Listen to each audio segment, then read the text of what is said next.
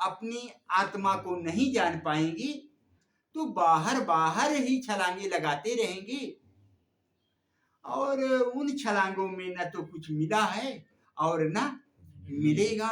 और सब सामने हम आप देख रहे हैं, सब सामने देख रहे हैं। अगर आज की तारीख में कोई राजा था और वो सुबह खत्म हो गया है, और जब नहीं खत्म था तो एक सेकंड पहले ही पूरे साम्राज्य का राजा था ना, उसी के अधीनस्थ पूरा राज्य था, उसी के सिर में मुकुट था। लेकिन जब खत्म हो गया तो सब छूट गया, सब छूट गया। कुछ बचा क्या कि आधा छूट गया तो आधा बचा?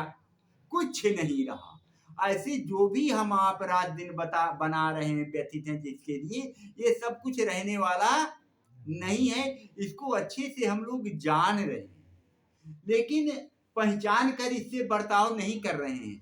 अगर पहचानने की वास्तव में सत्य यही है, ये हमारा साथी नहीं है, तो फिर अच्छे से बढ़ते तो सेवा करें, सेवा करें तो आसक्ति छूटे। सेवा जब करने लग जाएंगे तो मालिकाना हक छोड़ेंगे तो फिर आसक्ति छूटेगी। अरे नहीं, इनके साथ मैं सेवा तो करूं, पेंशन तो दूं, लेकिन ये मेरे हैं नहीं जिनको मैं अपना मानकर बैठ गया। ये मुसाफिर खाना के मिले लोग हैं, कुछ दिनों के लिए ट्रस्ट में मिले लोग हैं, न कि मेरे। मेरा है जो भी, तो वो मेरा केवल आत्मा ही मेरा है। इस संसार में और कोई मेरा ओरा है नहीं, ऐसे कहते हैं। इस लक्ष्य की प्राप्ति श्री कृष्ण के अनुसार एक परमात्मा के चिंतन से ही संभव है, एक परमात्मा के चिंतन से। अच्छा देखो, एक मंदिर है और उसमें अनेक मूर्तियां हैं, है ना?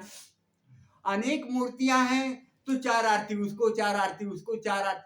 तो एक जगह है कहीं आपकी एक के प्रति ममता, आनंद, आसक्ति बन ही नहीं पा रही कि शंकर जी, अगर शंकर जी को आरती उतारे, ये नाराज ना हो जाए, बगल में लंगड़ा बाबा बैठा है ना, हनुमान जी, ये नाराज, फिर दुर्गा जी बैठी, फिर गणेश जी बैठे हैं, फिर सब जितने बैठे हैं सबको ही आरती उतारोगे, नाराज ना हो जाए।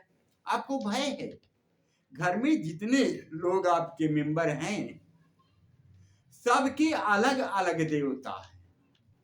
कोई हनुमान जी का पुजारी है, कोई शंकर जी का है, कोई दुर्गा का है, कोई देवी का है, कोई भैरव बाबा का है, कोई काली देवी का है। ऐसे है ना?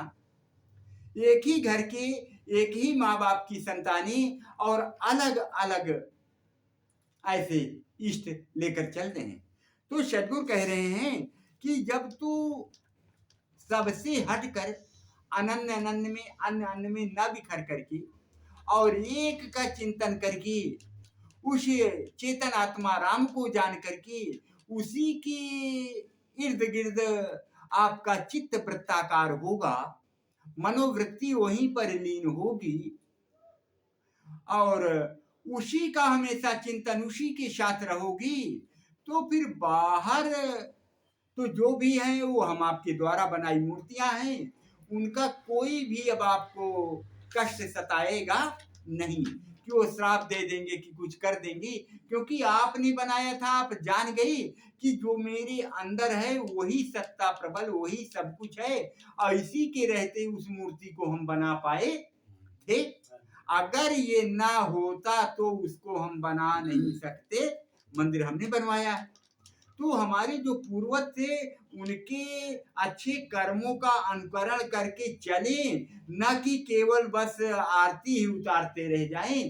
कर्म करें तो बढ़िया सुंदर बन जाएगा, और कर्म ना करें केवल आरती उतारते रहें तो बिखरना हुआ बिखरना। उदाहरणार्थ आपको समुद्र पार करना है, आप किसी कागज के बंडल का सहारा ले लें तो ले तो जाएगा कुछ दूर। आपको कागज का बहुत बड़ा बंडल है और नदी में डाले, उसमें चढ़ बैठिए और खेने लगे तो ले तो गया आपको कुछ दूर, लेकिन सुनिश्चित है कि वो डूबने वाला है?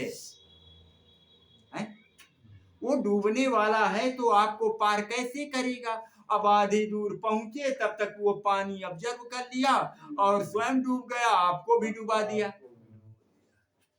तो जो स्वयं डूबने वाले हैं, जो ये आपके जितने हैं कल्पना वाले देवी देवता, जब ये स्वयं गिड़गिड़ा रहे हैं और स्वयं मरण धर्मा हैं ये मंत्र के मुताबिक, और पूरे शास्त्र यही बताते हैं कि हमने कल्पना से इनको बनाया, सृजन करता हम ही हैं। तो जब स्वयं डूबने वाले हैं तो हम विचार करें कि हमें पार कैसे करेंगे। मझधार में जब स्वयं डूबने वाले हैं तो हमें पार कैसे करेंगे, अर्थात हम पार नहीं हो सकते उनको पकड़ कर। और अगर इसको पकड़ते हैं ज्ञान स्वरूपम को और सद्गुरु सानिध्य, अब अगर मंदिर में जाके घुस के बैठ जाएंगे तो कोई सत्संग देने वाला है क्या? नहीं। केवल मूर्तियां हों, उनके बीच में हम बैठ जाएं तो कोई उपदेशात्मक वहां से कुछ मिलेगा क्या? नहीं मिलेगा। जब कोई आपके जैसे मूर्ति होगी तो ही आपस में बात करके कोई गीता से, कोई रामायण से या किसी से कुछ चर्चा हो सकती है, लेकिन वो मूर्तियां आपको उपदेश देने में सक्षम नहीं है। यही ना, आप आरती उतारते हैं, भोग लगाते हैं, उनकी वृंदावली गाते हैं, तो उनके अच्छे चरित्रों को देख करके उनके प्रतिबिंब बना लिए हैं तो करते हैं। तो उस पर चलो, फिर उस पर चलते नहीं है। केवल एक दिन बड़ी भक्ति, वाह वाह वाह, मनौती माने थे, अखंड रामायण हो जाए तो उस दिन बड़ी भक्ति, और बाद में सब दिन पूरा टौघाटार। क्या करेगी वो भक्ति? कुछ नहीं करेगी। सद्गुरु कहते हैं कि पार जाने की आशा करना दुराशा मात्र होगा कागज के बंडल में। इसी प्रकार जो स्वयं मरण धर्मा हैं, नश्वर हैं, वो आपको पार या शाश्वत धाम नहीं दे सकते, अमृत तो नहीं दे सकते, और मृत्यु अवश्य दे सकते हैं। मृत्यु ही तो देंगे, और क्या देंगे?